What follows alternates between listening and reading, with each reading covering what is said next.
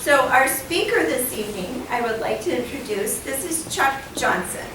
And he worked, as I said, for Mr. Kettering the last 1.5 years of Mr. Kettering's life. They worked in a lab in Yellow Springs. Chuck is a great volunteer for us here at the park. He primarily works as a historical interpreter in Deeds Barn, but he's also available to help out in other places. And Chuck is also a volunteer for Woodland Cemetery and for the Metro Park system. He became interested in history after retiring and has been going strong ever since. I have a feeling that he delved into a lot of research and found it to be interesting and fun. And so we're very glad that he is here tonight to share wonderful information about a very famous man that's known around the world, Charles Kettering. Chuck?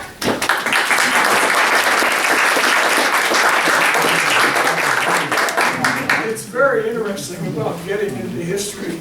And this was a wonderful organization. I would recommend anyone who's interested in volunteering, like my dentist back there, to come on out and volunteer with us. But I got into history. I retired in 2001, and I looked in the paper.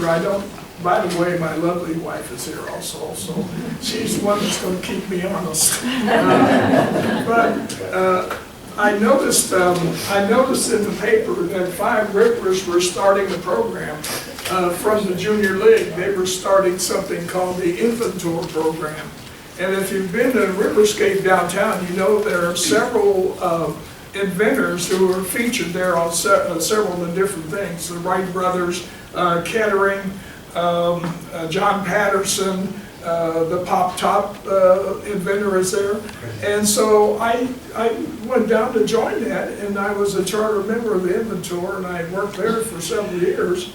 And then actually what that program did is they took school kids around every spring and in the fall, hundreds of kids, and we actually would walk around and talk to them about the inventors. And of course, my real interest in that was Charles Kettering, since I had known Charles Kettering and worked with him before my career.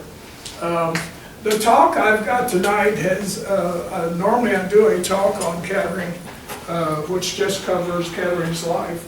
But after doing an awful lot of research and finding different things, I decided to take a look at what he did after retirement, because a lot of, and certainly a lot of people here know about Kettering's beginnings with NCR, electrifying the cash register, and then working with Colonel Deeds and inventing the ignition system for automobiles, and also inventing the self-starter.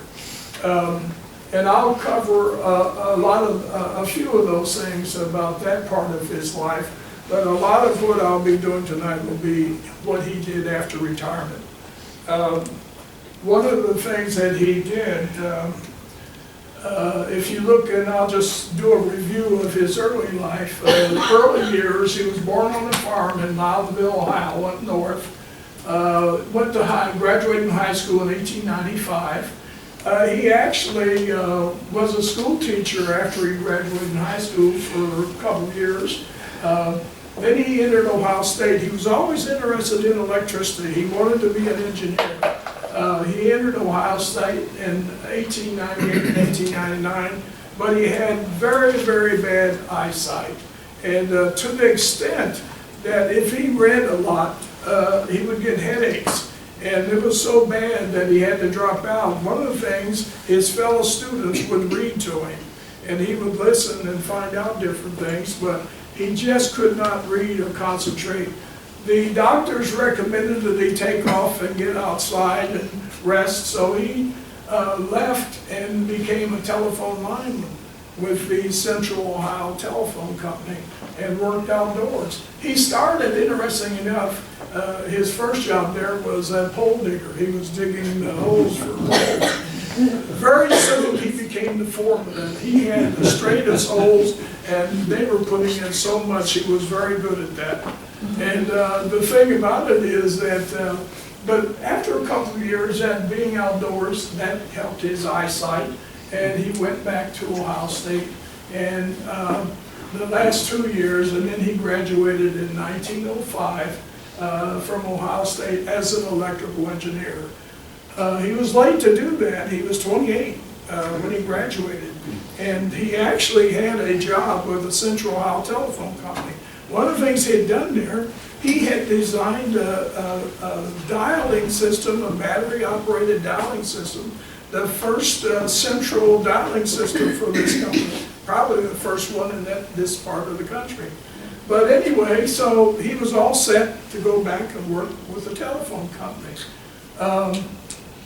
On the other part of that, he was in NCR in 1906, 1910, but this gentleman here, Colonel Edward Deeds, and this was rather fortuitous. Colonel Deeds, of course, was working for NCR. He was general manager there, another electrical engineer, very interested at that time at tinkering. He had built a car called the Suburban 60 in his place, and he also had started, because at that time the cash register was mechanical, he had started electrifying the cash register. Now, being the general manager, he couldn't devote the time for that, so he had a friend, Professor Friend at Ohio State, that had been his professor at Denison. He graduated from Denison University, and he called him up and said, "Do you have anyone you can recommend to come down? We need some help on electrifying the cash register." His professor friend said, "I've got just the man for you." And so he said, "I'll send him down to talk to you." And it was Charles Kettering. Of course, Kettering was an excellent student, just an excellent student. This is an anecdotal story I can tell about him during his college career. One of the things he did in one of his chemistry classes, they would give you a certain amount of materials to use during the class. Well, he always had stuff left over. And the professor says, "Well, you know, you're not doing this right." He said, "Yeah." He was doing it a better way. He didn't need all the materials to come up with the results. So anyway, he did not want to come to Dayton. He was up from up north. He wanted to go ahead and go back to work for the phone company. Well, it must be getting spring. But anyway, so he convinced him to go down and talk to Deeds. He said, "They're doing some great things down there." He came down and talked to Deeds, and that was just an instant rapport between the two. And you know, that became a lifelong relationship between the two. And you know, if you think about it, amazingly, because they both were quite dynamic individuals in their way. And as they got to be, they complemented each other. Later on, it would turn out that Kettering was a pliers and screwdrivers guy, getting down in it. Deeds was the organizer to get things going and everything, so they were working. But he hired him for NCR to come down, and he became head of supervising inventions in Department number 3 at the National Cash Register. And this was one of his shops there where they were working. And of course, Kettering, people had said, "No way," you know, and then people had electric motors back then. But if you know, back then, electric motors were huge. And you had one motor, a huge motor, normally you'd have in a shop with belts and everything to supply a whole thing. You didn't have a motor for each thing. Well, Kettering in his thinking knew that the motor didn't have to be huge. It didn't have to power all the time. Only when the clerks would punch a button, it only had to do that. Now, you can't go into what he did, but the kind of things, if you read some of the things, he actually went in when he got into a problem like that. He was rewinding coils. He was actually redesigning the motors. He made the motor that was a much smaller, would fit in there, and obviously it was successful. He did a couple other things for NCR on patents. There were several patents that he got in the time that he was in NCR. Is that him in the picture? This is him there. Yeah. And that's what he looked like at the time. You can't tell him there, but he's got those thick lens glasses on. His workers there loved him. He was really a great individual to work for. You know, I like to say one thing. If you know Will Rogers, he was the inventor's Will Rogers, because he just put things together where you would really understand. So he was working there. Now the other thing about that, he became good friends of Deeds. Deeds had a workshop at his place. Deeds had built an automobile out of a kit. He'd call it the Suburban 60. And at his place, at 319 Central Avenue, he had a barn. Back in the barn, he had a workshop upstairs. Fortunately, we have that particular barn here, right around the corner, is the actual original barn. The one that they stuck me in out there is kind of a copy, but it's okay. Maybe someday I'll work up to the real barn. But anyway, at 319 Central Avenue, Dayton now, this is where they did the work. This was the workshop. Now, they both were still working for NCR during the day. At night, they were puttering around in this barn. And what they wanted to do, and what Deeds told Kettering, because at that time there were 10 to 12 automobile manufacturers in Dayton. That was a big thing. A little 10 years before that, it was bicycles. Now it was automobiles. Everyone was trying to build an automobile. Well, what Deeds said, everyone's doing that, let's put something on a car. And the ignitions at that time were pretty bad, the magneto ignition. So what they did, they started out, let's make it better. And that actually was right up Kettering's alley, because he really knew electricity, and he knew how to do things differently than what everyone else was doing. So they worked on now one thing I want to tell you right now, remember that number, 319 Central Avenue. That's going to come up a little later on, but 319 Central Avenue is where Deeds actually had his barn, and they put that together. Now they successfully, let's see what I think they successfully solved the ignition problem, and Kettering really went into it where he got a single spark rather than before it was a shower of sparks. What they did once they got that, okay, everyone was building cars back then, so they decided they had to go get a car company, and they picked the best car company at the time was Henry Leland in Detroit. They went up there, they showed him the thing. Now, there was a lot of details. If you read the biographies, I'm going over this in one sentence. There was a lot of work involved in this. They had a lot of problems. They had a lot of problems of starting different things, of getting it to work. But they finally got it to work. They showed it to Cadillac and Henry Leland. He loved it. You know, these guys, you know, they showed it, and they were working part-time and nights, and they had finally solved the ignition problem. He ordered 5,000 of them. Now just think about that. There are these two guys working at night, several other guys, they're the barn gang. Now they've got the deal where they've got to produce 5,000 of these ignition systems. Well, they hardly were in a position to do that. Well, they were doing some of it. They got another one of the companies that they had worked with that they had bought batteries from, and Mr. Nipsey back there knows old Lee Harrison, I guess. Did you know him personally? Oh, yeah. Okay, well, he was the guy that got the batteries from. He came down to take a look at that. So they had this company that subcontracted that ignition system. Make a long story short, okay, so everyone, they're doing the ignition system, that's solved. And we go back to Henry Leland in Detroit. Now, I don't know whether this is an actual story. I do anecdotal stories from time, because I've read so many different things at different times. But he had a friend, Belle Isle, Detroit, that was cranking a car. He actually stopped as a good Samaritan. The woman's car had stopped, and so he was cranking it to get it started, and obviously it kicked back, broke his jaw, and he died after that. After the jaw complications set in, and he died. Of course, he was a good friend of Henry Leland. Lily was really upset. So he talked to Kettering, and he said, we've got to have an electric starter. And so that was when they started working, really working on the electrical starter.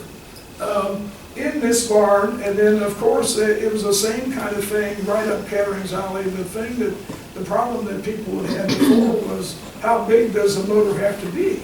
Well, he knew the only time you needed a lot of torque for the engine is when you're cranking it. After that, you didn't have to. So they developed the self-starter after several different problems and working on it. They developed a self-starter, and of course that went on the 19. This was when they started building the self-starter. That was the first assembly line of the self-starters was at the St. Clair Loss building, the Beaver Park building. Most Dayton people here, you know that building is still downtown. But that Beaver Power building is now the St. Clair Loss. It's where Delco started.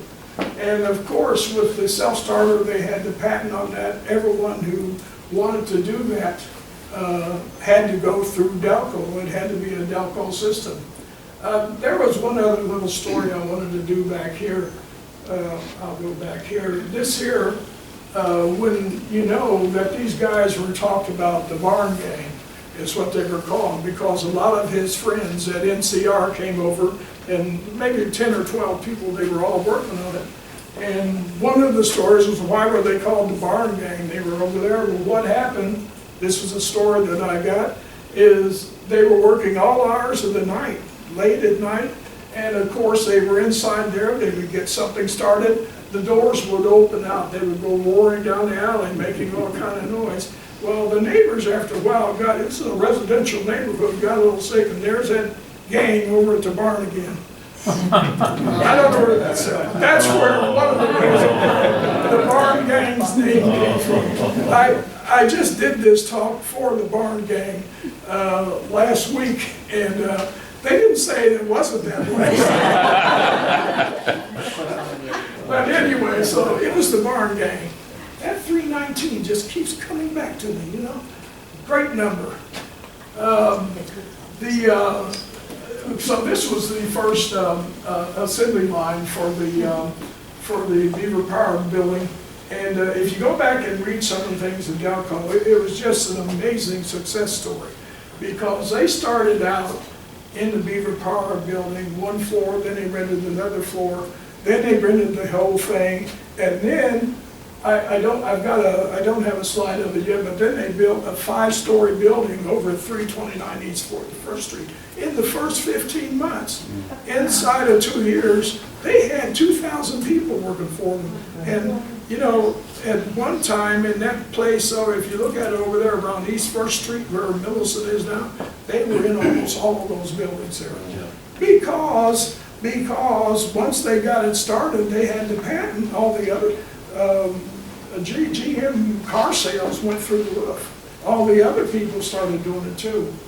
Another story about that though, of course Kettering at that time was doing an awful lot of commuting back and forth to Detroit, and he was going up actually doing marketing and selling the self-starter. There was one meeting that he went to, and he charts and everything, telling about the starter and what they were doing. After it was over, there was this tall, gray-haired gentleman came up to him and he said, "Young man, I want you to know." He was an automobile manufacturer. He said, "I'll never put that doohickey on my cars. It's just a gimmick. It'll never be on." Does anyone know who that? Probably Henry Ford. Oh yeah. Henry Ford told Kettering that I'll never put that on my car. And you know what Kettering replied to him? He said, "That's okay, Mr. Ford, the future will take care of that." And that was certainly true, because there's no way that Ford sales were going down like crazy. This is just that Beaver Power building too. This is what they did after the 1913 Dayton flood. Actually, they were right in the middle of that.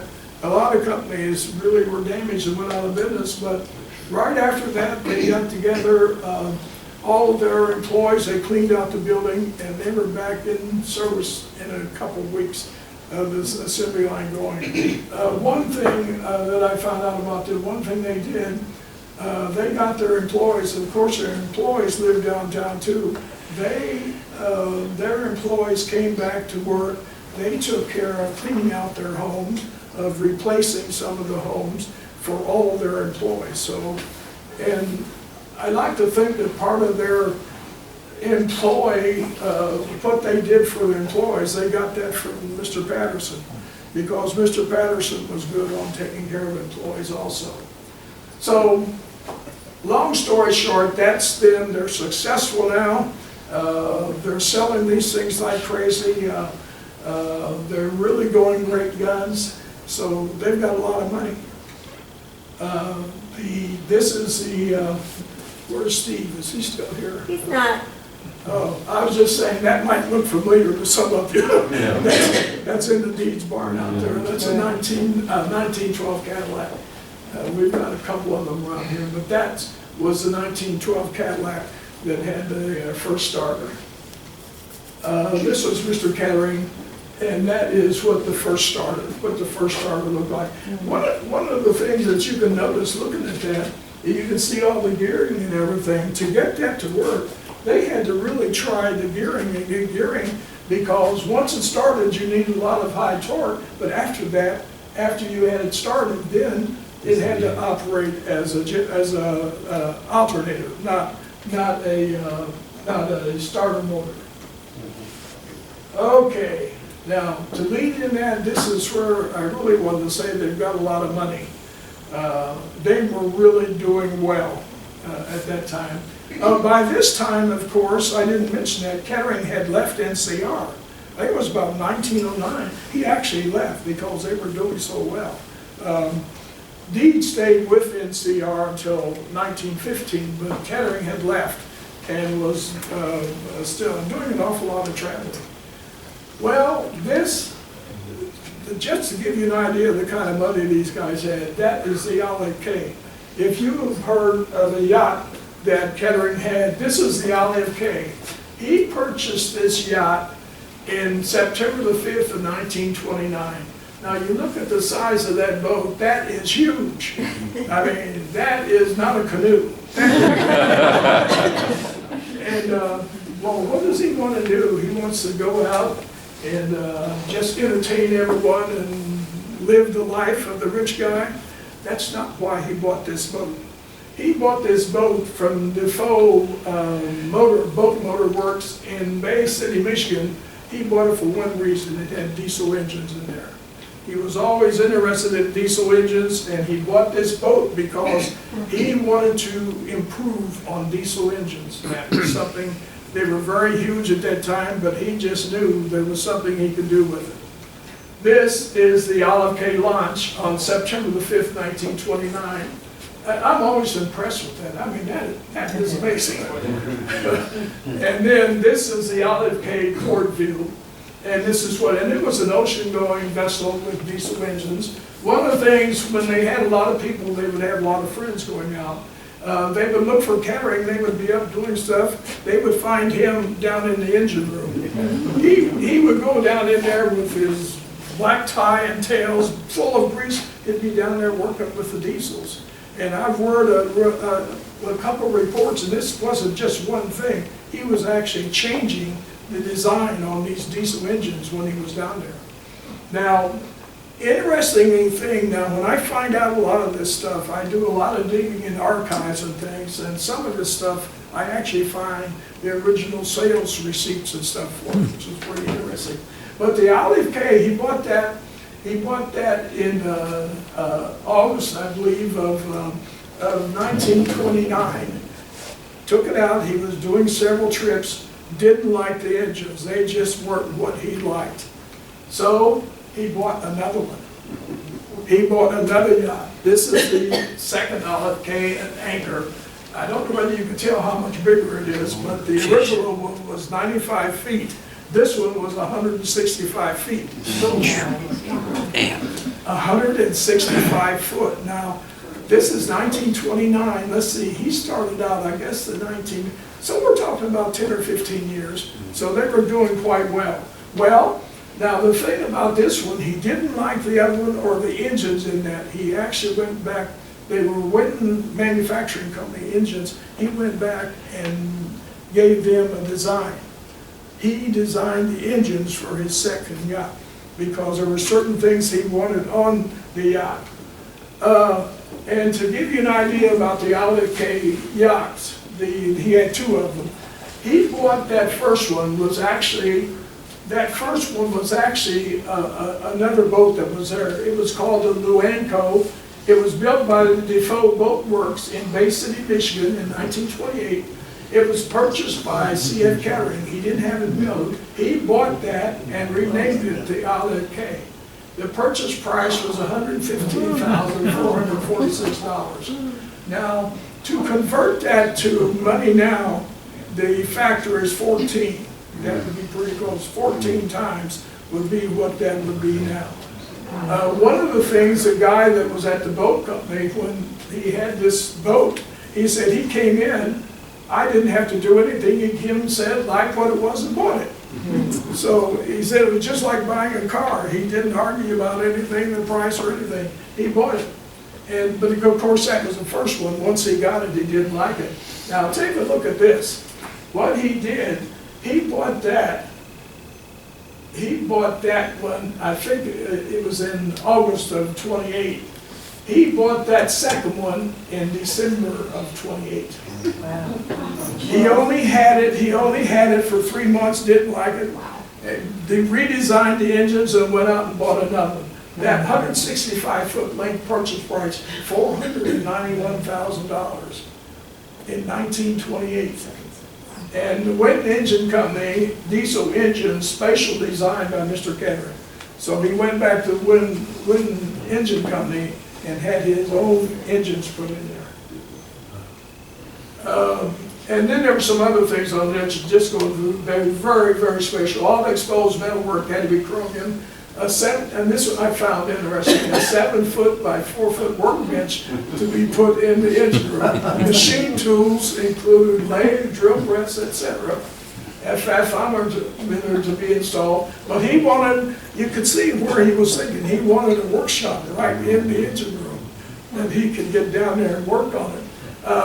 This was another thing, I'm digging up this stuff, F.J. Stokes Machine Company still. And it was in parentheses for scientific purposes. Well, you know, this is 1928. This is in the middle of Prohibition. You know? I just wonder how scientific. All handrails to be stainless steel. Radio and Victrola located in the library. He had a library. This boat had everything. With 6 outlets to run through, sounds like our cable things now, direct TV all over the boat. Didn't have TV, but, and then he had a gun rack for 18 guns. Now that one I didn't quite understand, why they needed a gun rack, but maybe... From wearing that still. Keep away the pirates. But anyway, that was, these were all the specifications for that ship. Now the other thing, if you remember back there, was $491,000. Multiply that by 14. You're going to get a few $1 million as to what that would be worth now. The other thing you can think about that is this is almost to the Depression. It is 1928. This is the drawing room of the second deck. This is what it looked like inside of that boat. It was fancy. This was the library that we were just talking about. That's the dining salon. That is really fancy. But as I said before, he had all that stuff in there, but you couldn't find him up there. He was still down there with the in the engine room. And there were several things that he did, several patents that he did. One of the things, to stabilize it on rough seas, he did some modifications there and invented some stabilizers to make the boat. It actually, I don't have it on the slide, but there was an article, and they were on the East Coast, they were coming into New York, docking in New York, and it actually, there was an article in the New York Times about this new type boat with no vibration or anything, by Kettering. I don't know who that is. He's happy or something. The reason I put that there, this is This is the Olive K, that's the Olive K actual logbook for the Olive K. This is out at the Wright State Archives. All of the Kettering papers are at Wright State. That's not all of them, but that's the ones that he had locally. 75 boxes of papers of everything you can think of. I've spent many an hour out there going through that. But that's the logbook from the Olive K. And this is one of the reason I put this up here, this is just the kind of thing that you'd have. And these were the kind of records that was kept on that, all the maintenance records and everything. And the one thing that I got on here, you can see operating expenses, fuel, of what it took to run this boat, record of fuel and lubricating. And over here on this side, my next slide has a blow-up of that, which I find, I don't know whether you can read that or not, but it says stabilizer changeover, high pressure stabilizer, high injection, new valves, and then what got me is down below, faulty original design by Winton. That just sounds like him, you know. He got down there, this thing is not working, so he completely redid it and put in new things. Typically Boss Kett, but faulty original design by Winton.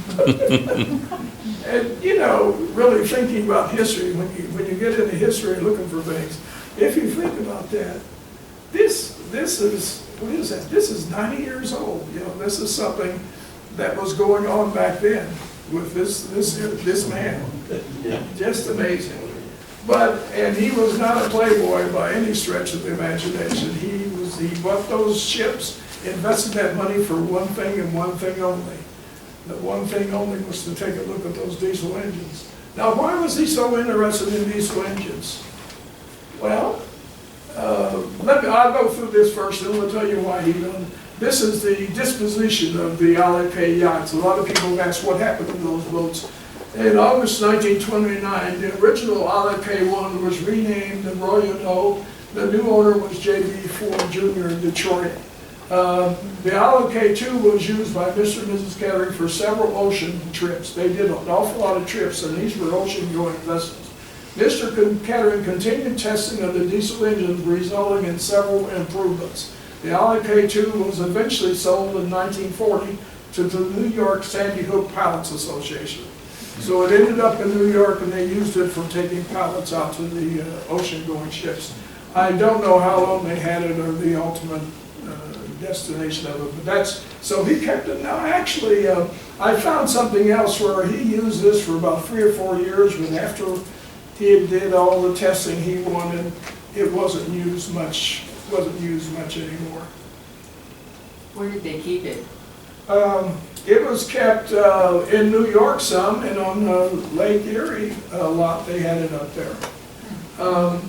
Now, before I get off of this, all I want to say, the reason he bought these yachts and the reason he did all that work on the diesels, he was very interested in modifying and improving diesel engines. Diesel engines were used in ships back then. They were big, heavy things. He was interested in developing a lightweight diesel engine for railroad engines. He was very instrumental in stuff that he did on improving this, starting for GM. GM eventually bought the Winton, the one he bought the engine. They bought that company. They also bought another company, the Electromotive Company, that both of those became divisions of General Motors and selling, and General Motors became very big in not in electric, but in building diesel streamlined engines. And that was why he did all that work on diesel engines. So Mr. Kettering, when you think about all the diesel engines you see now, he had his hand in making sure that that happened, getting diesels in instead of steam. We're jumping ahead a little bit now, but this is here because thinking about Kettering, and this is also part of my Kettering and Beyond, he was a good friend of Arthur Morgan. Arthur Morgan, of course, was involved with the Miami Conservancy District here after the flood. And he was hired by Mr. Deeds to come in and do that. But he was also at one time president of Antioch University, Antioch College. Mr. Kettering was really enthused with Antioch for one reason, because of their cooperative education. He really liked the idea of going to school part-time and then actually working and having the work experience involved in that. He actually donated $300,000 for this. It's quite an old building, one of the original buildings. He donated $300,000 to Antioch College for renovating that building.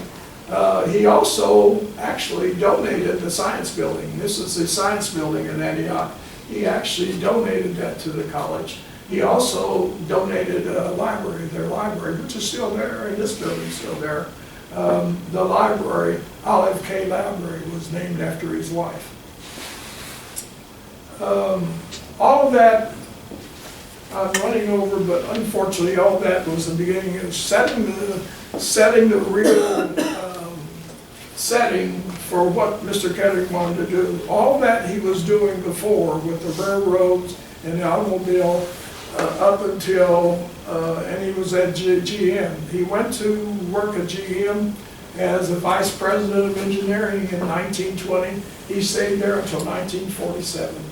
Unfortunately, in 1946, Olive died. His wife died of pancreatic cancer. And this was in 1946. All that time, she had really been making trips with him and actually went to Detroit with him. They lived on the top floor of one of the hotels up there. He never changed his residence. His residence was always Dayton, Ohio. He never got rid of his home there, Ridgely Terrace. But what happened, I believe, is after that, he was going thousands of miles and doing a lot of business things. I think when his wife died, he had had enough for that. He had been there 27 years. So he retired from General Motors in 1947. But one of the things he said, I'm not retiring, I'm just going to start doing some really good stuff. And so these are the things he was interested in. Photosynthesis, solar research, cancer research, and magnetics research. Those were 4 things that he was interested in, all of those things. And you think he was interested in solar research in the 50s, but we think that's big now. He was thinking about that back in the 50s. I'll cover each one of these because I was directly involved in each one of those were the things I was involved in. Go back to this. That's a science building. He actually donated that to Antioch, but he started a laboratory there in 1930. He started a photosynthesis laboratory. The top part of that was dedicated to studying photosynthesis, what makes grass green. Then in the early 1950s, at Ridgely Terrace, Kettering State Home, this is in about 1947, he had retired. In the basement of Ridgely Terrace, his Dayton home, he had a bowling alley, he had an in-ground swimming pool, he had a lot of other things in there, the library. He tore all that out, and he put a laboratory in his basement to study photosynthesis. He had the laboratory going on over at Antioch College, but he wanted to do it at home. He hired people. One time he had 35 to 40 people working in his basement. Now those people working for him in that laboratory would drive up that big hill up to Ridgely Terrace every day, and that's where they went to work. I wonder what Olive thought about that. I hope they didn't make a whole lot of noise, but that's him in his, that's Mr. Kettering in his office, in his basement. And the next one, that was his staff. That's a conference room, and that was his staff with, most of these people are deceased now, but this one, that's Mr. Kettering. This was my boss. This, his name was Bill Treharn. He was head of engineering for Mr. Kettering. Did you happen to know him, Mr. Netzley? Bill Treharn? Pardon? Bill Treharn, did you know him? I don't believe so. Okay. But he was head of engineering, so that was my direct boss. And the rest of these people are either physicists or biologists or chemists. This was Howard A. Tanner. He was the director, laboratory director. This was Dr. Sam Hood, was involved in a lot of the X-ray work. Okay, this is Bill Treehart again, and you can see the kind of thing that was going on there. What we had to do back then, the instruments we were developing for testing different things, you couldn't buy it. We were building stuff that wasn't available on the open market. A lot of it was very sensitive. And this was before I got there, but this would be what I would be doing, working on building instruments. A lot of the talks, when I give this talk, I say, this is back when you actually did real work, or you had breadboards. But most of you people are too young to know what a breadboard is. That guy back there is probably not that young. And then this is some more, but all of this, if you think about it, was in his basement. And some people have asked me, well, who was paying for all this? He was paying for all this. He was doing, this is after he retired, he was scientifically looking for answers to all this stuff. This one, now you know who that is, don't you, Mr. Netzel? Yep. You remember that? That's, Right, yeah. up there, His Robert. name's Bob also, Robert. Oh, Bob. Yeah, that was his chauffeur, who actually, and the reason I show him and I show the cat was Mr. Kettering was fond of cats. I'm a cat lover myself, so I'm pretty partial to people who like cats. But he always had a cat or two around in his laboratory. So what happened, he had about 30 people working in his basement, and they were doing more and more, getting more and more work. He needed to, so they were outgrowing his basement. So that's when he had this building built on the Antioch campus. This was a solar energy research laboratory that he had built, completely funded by himself. And actually what he did was combine the work at Antioch with the work in his basement. And that was a Charles F. Kettering photosynthesis laboratory. And that's where I went to work about it. This was built in 1954. I went to work there in 1957. This is a picture of Mr. Kettering probably in 1957. This was Dr. Harry Knorr, was the assistant laboratory director. Now he hired Dr. Knorr in 1930. So he'd been working with Mr. Kettering for about 20 years.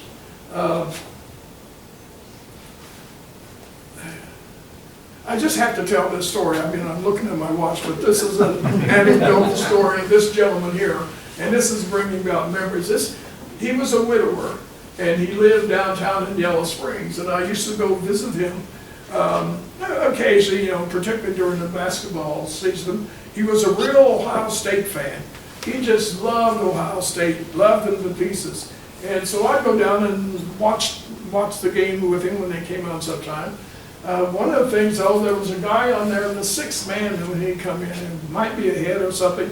This sixth man would come in and he always made a lot of fouls. As soon as he came in, he'd make a lot of fouls. And one thing Dr. Knorr would say, oh no, not him again, and he would. He'd come in, he'd make two or three fouls.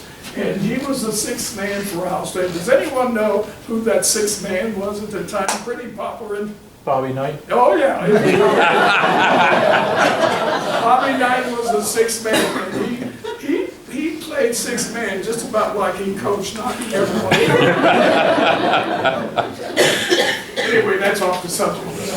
I like to tell that story. Okay, we're moving along. That little building there, not very big, but that building in 1957, after I started working at Kettering Labs, I moved into that little building. That building there is where I lived. Probably summer of 1957. But you can see how close it was to the laboratory. That's the laboratory there, the back of the laboratory. So I lived in that building. I lived there from 1957 to 1963. But I certainly was living there while Mr. Kettering was still alive. The interesting thing about that is that Mr. Kettering, when he was working there, a lot of times, he worked a lot. The man's worked $200 million, he's 82 years old, he would come to work on Saturday.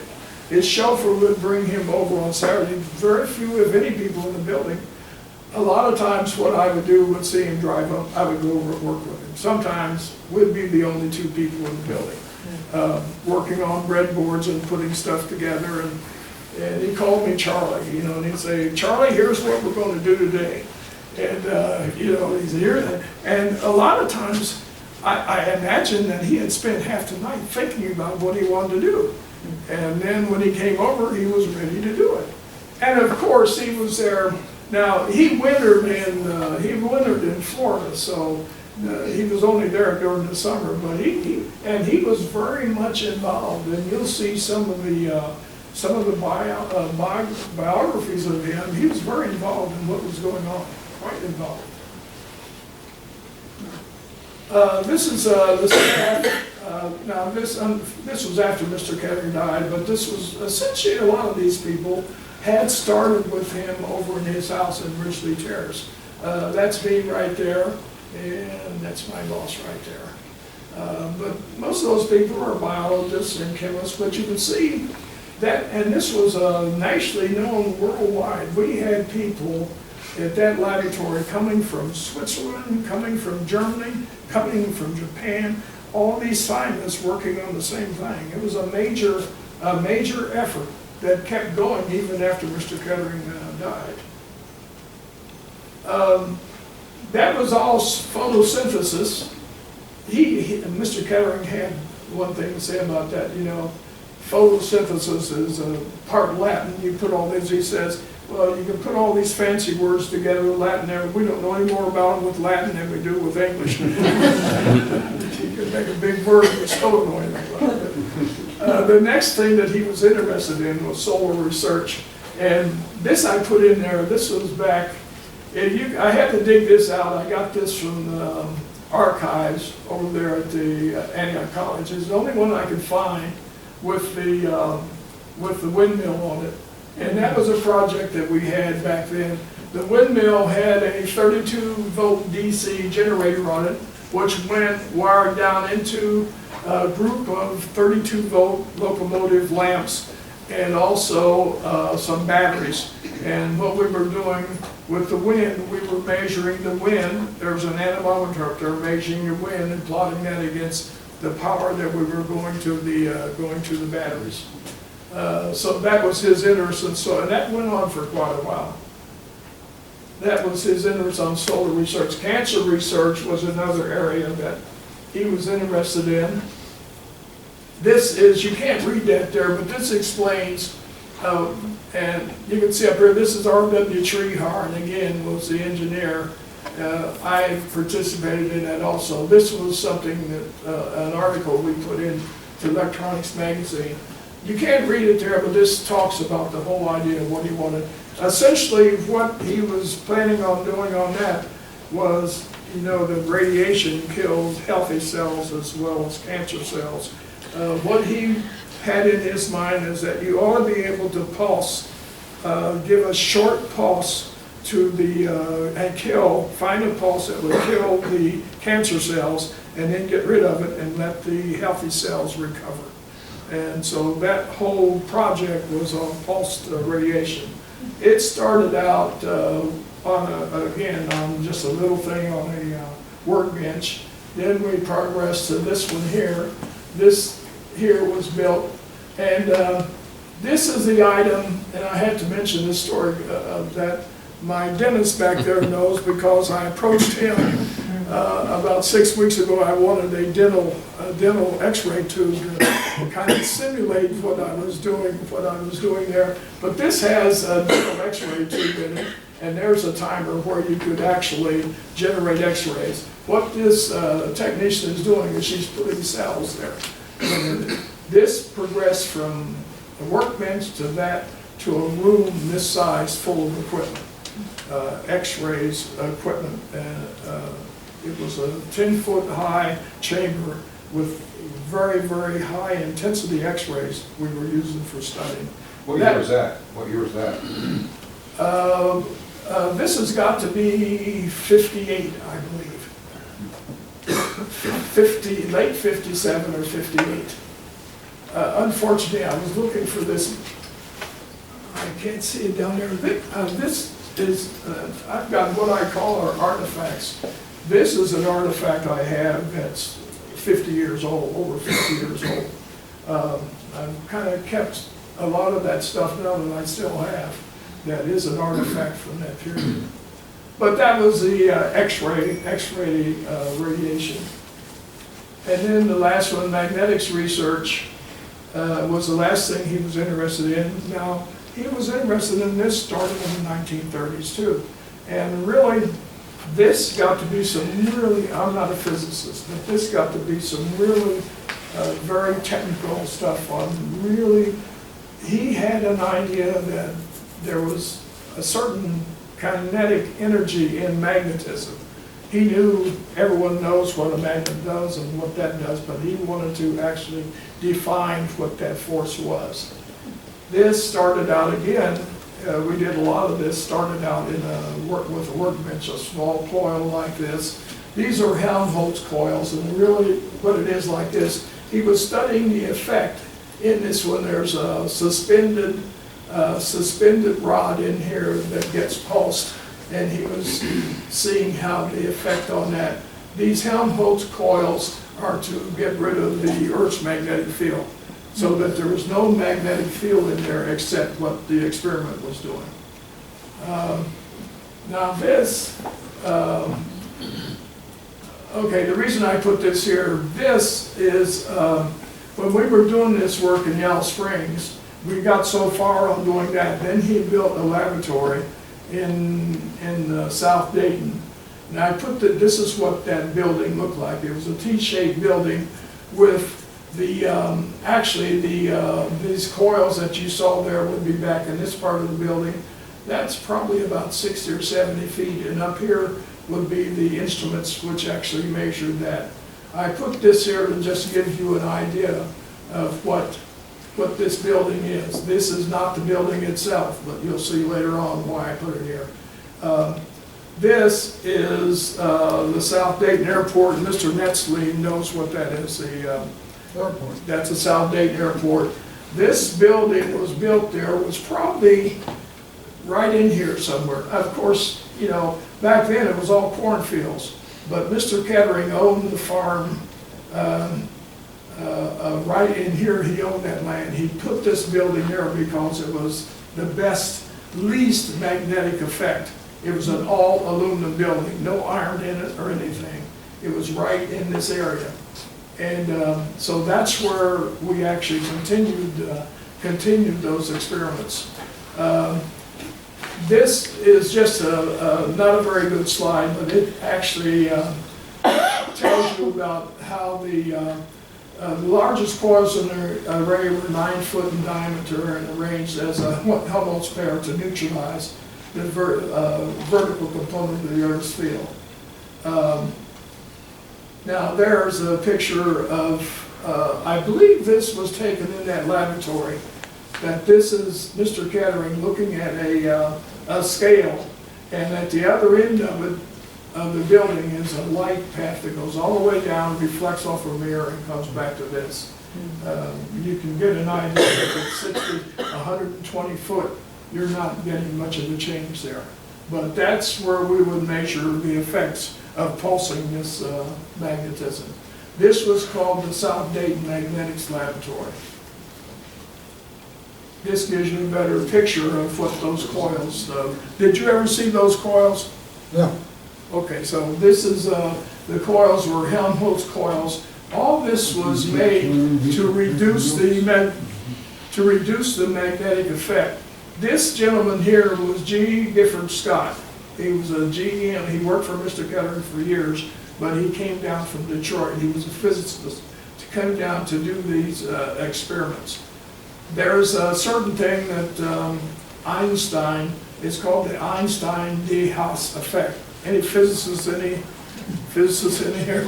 I'm not a physicist, but it's the Einstein-de Haas effect, which Einstein worked on, and this equipment allowed us to duplicate duplicate a lot of that effort.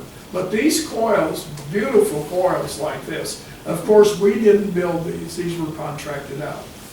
But what we did do, we built the equipment to control these coils, have wire, 32 volt DC going through like this.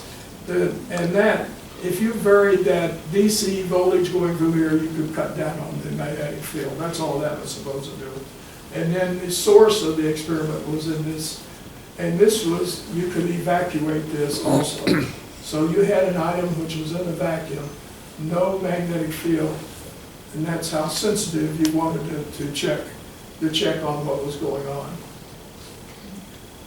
This is another artifact. I believe these were Mr. Kettering. I believe, I haven't had it checked yet, but I believe these were some of Mr. Kettering's readings. You can see what this is, the west,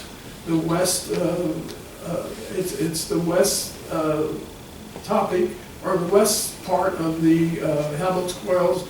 These are the east coils, and these are the voltage. Then you can see with reversal, then a new start. He would start it again, scale adjusted, then a new start. So this was some of the results that we got on the experiments. Okay, now those were the things we were doing with the magnetic experiment. This is one of Mr. Kettering's planes, and he called it the Blue Tail Fly. He bought this plane just after retirement in 1947 and equipped it as an executive plane. Because he did probably 15,000 miles a year because everyone wanted him to come and talk. That was the main thing he was doing. He talked for commencements, everything. But it was called the Blue Tail Fly. This plane, this was the Springfield Airport, another small airport. What we would do, and the reason I put that there, what we would do after we got into these experiments, we had all of our stuff, equipment, test equipment in Yellow Springs.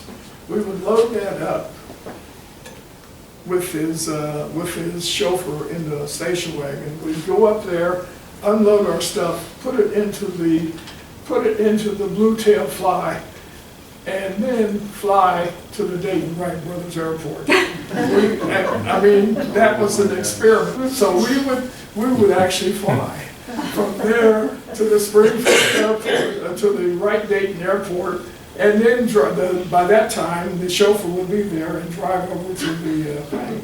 Now, let me tell you, as a 24-year-old, when this was my first job, that's heady stuff. Believe me, that's heady stuff.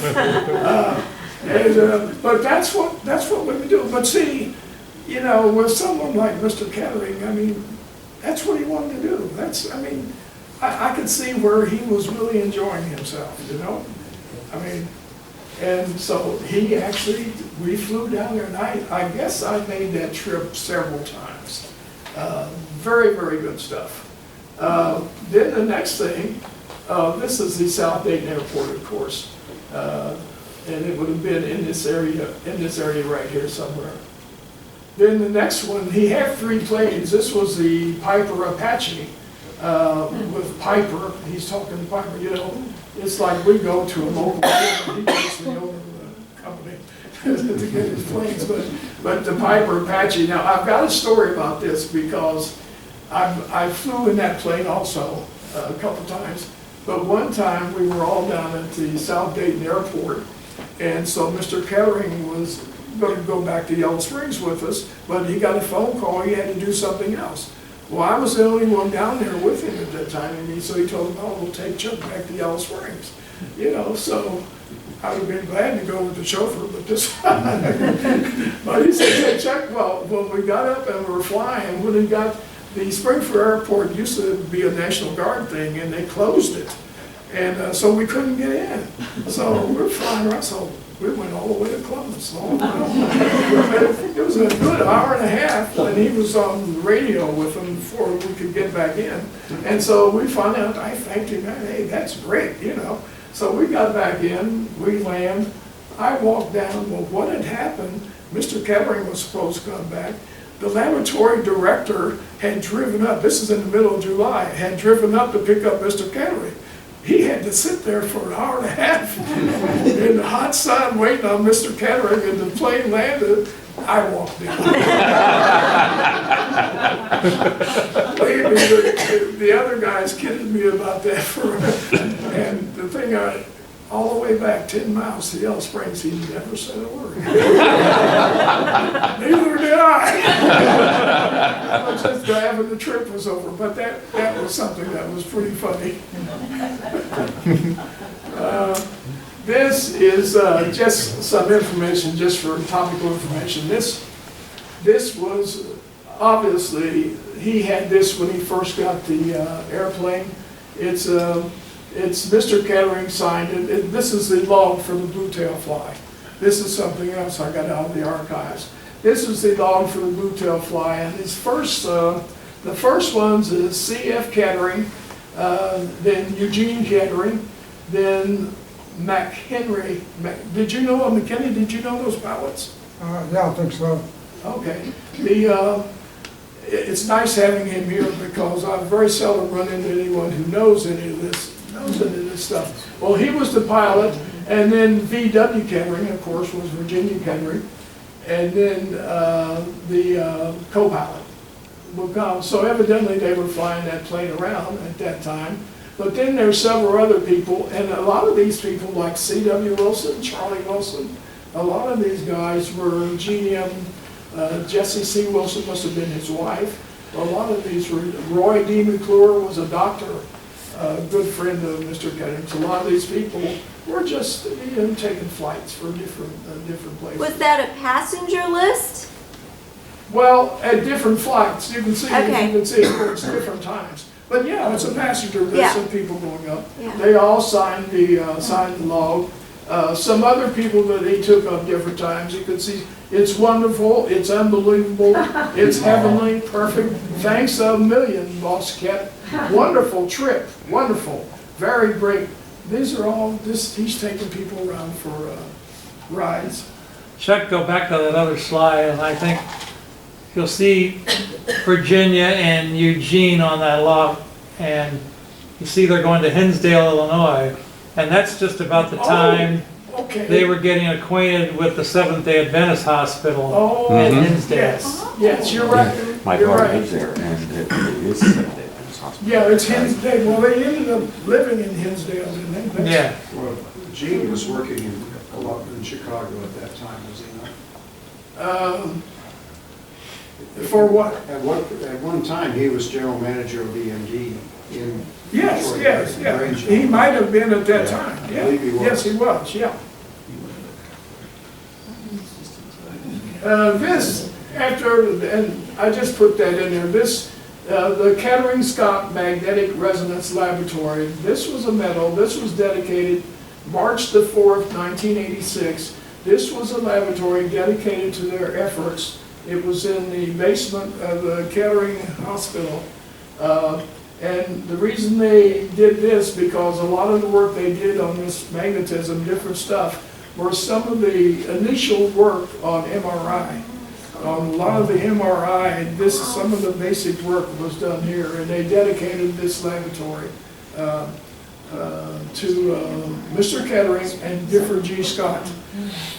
I have to tell you about this. Doing historical research is really interesting because a lot of this stuff that I've got these slides on took an awful lot of work to get because it wasn't, you couldn't find it anywhere. I found a reference to this at in the archives. I went to Kettering Hospital to find it. They had boxed all this stuff up. They needed the space, and the laboratory is no longer there, or the museum is no longer there. I'm still tracing that down because I want to get some of that stuff and put it somewhere, maybe here. But there's a lot of that. There's a lot of that historical stuff that's still there that Mr. Kettering worked on. I like to.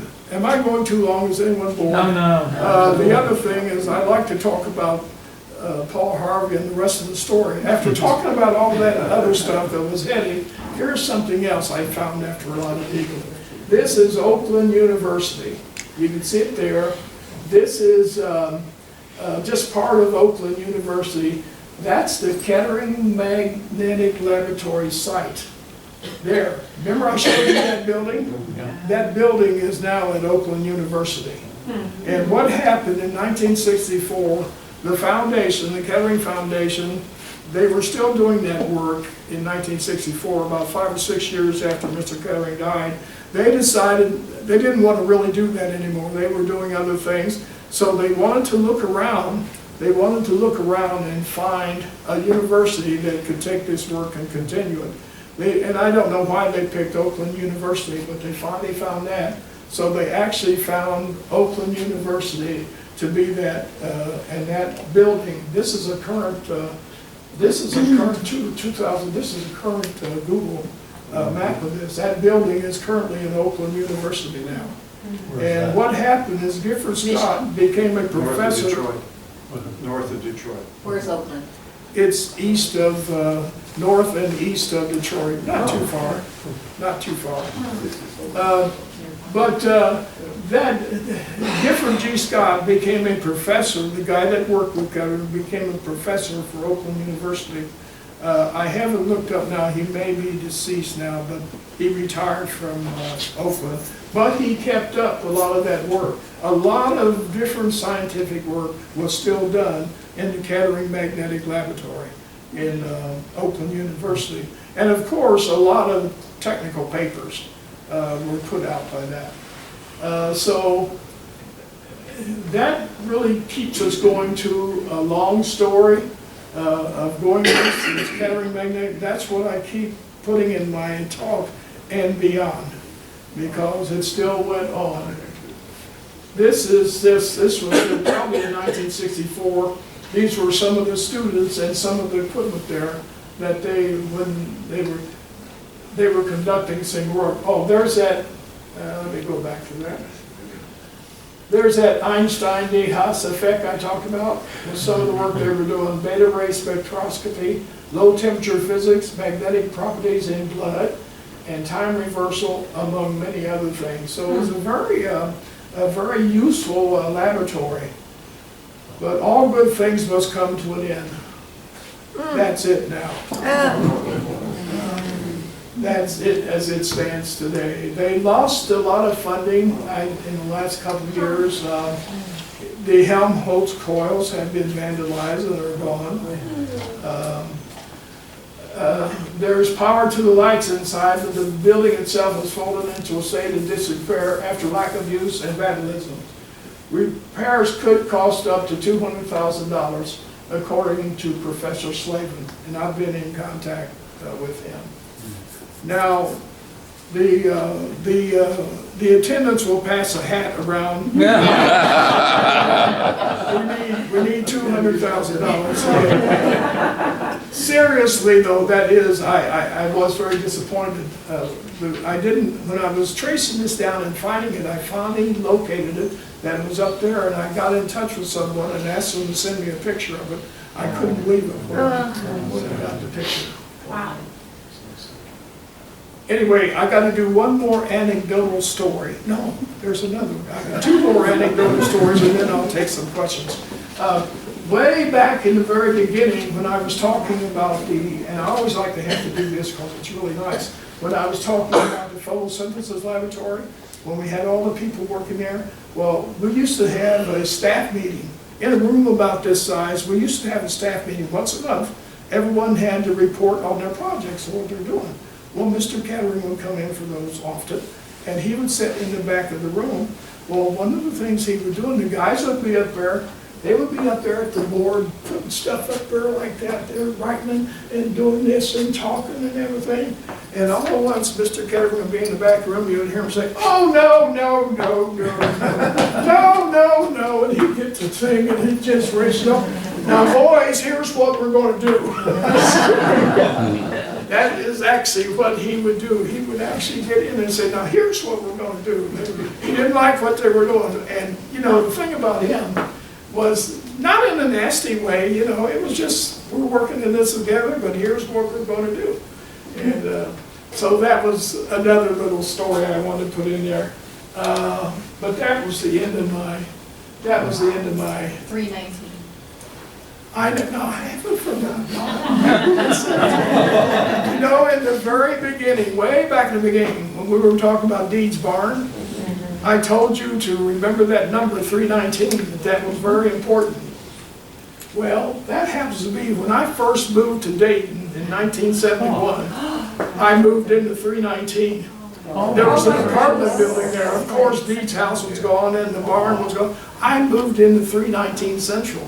And I lived there for 4 years. But I really didn't know, because I didn't know until later on that that's where Deeds Barn had been. $15.68 on that service order. Yeah, you couldn't do that now. What year did you say that was? That's 73, actually. That's when you lived there in 73? Had the barn been moved to Oh, yes. Marine? Yeah, there were 2 apartment buildings there then. Okay, but the actual barn was already down at Kettering Kettering Museum? Research, yeah, Okay. Yeah, At that point in time. there were two apartments there now.